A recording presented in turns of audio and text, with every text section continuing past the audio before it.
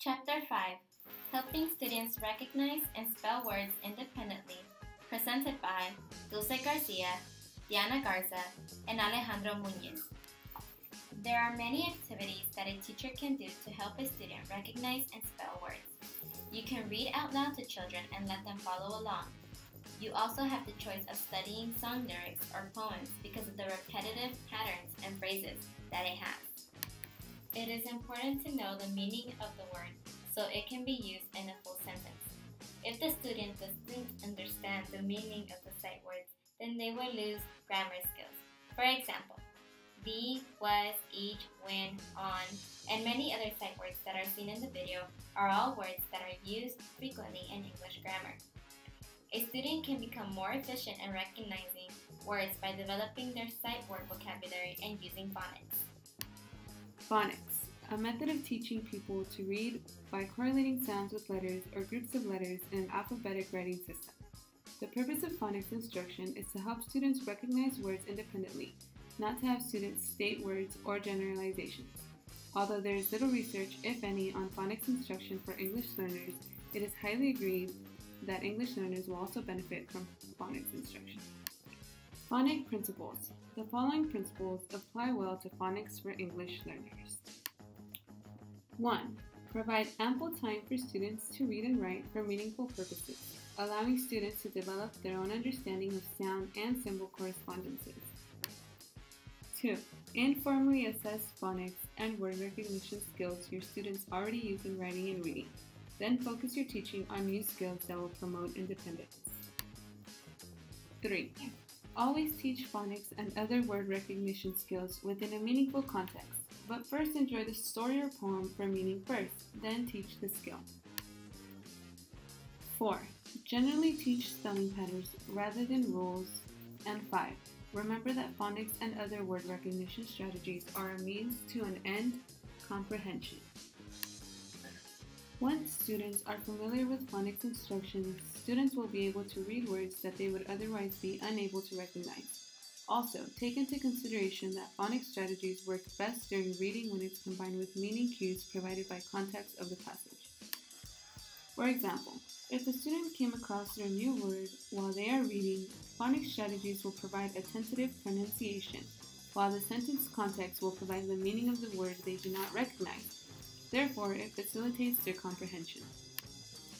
Word families. Although helping students with phonemic awareness is important, it is also very important to teach students word families, referred to as onsets and rhymes.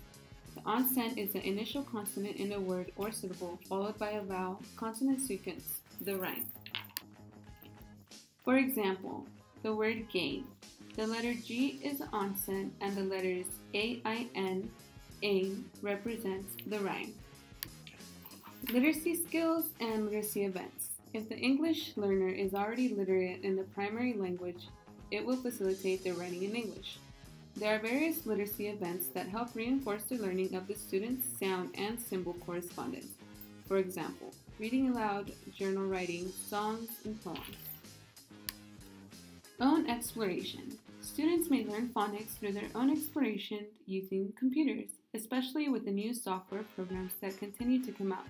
These new software programs help students in learning to read independently. Children's grammar and literacy skills. Invented spelling. Students were better in decoding and comprehension. This helps students become proactive in writing and reading literacy. Developmental levels in student spelling. There are 4 categories that assess and play a role in children's literacy. The way to assess students' progress comes in 4 developmental levels, which are pre-phonetic spelling, phonetic spelling, transitional spelling, and conventional spelling. Students at their prime and at their core of literacy does not come in handy quickly, but with a lot of practice and repetition, things can become better. At the struggle and the first part opinion is pre-phonetic spelling. It's not determined to be so good.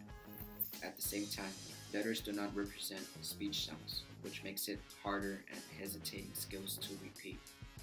Secondly, we jump to phonetic sounds.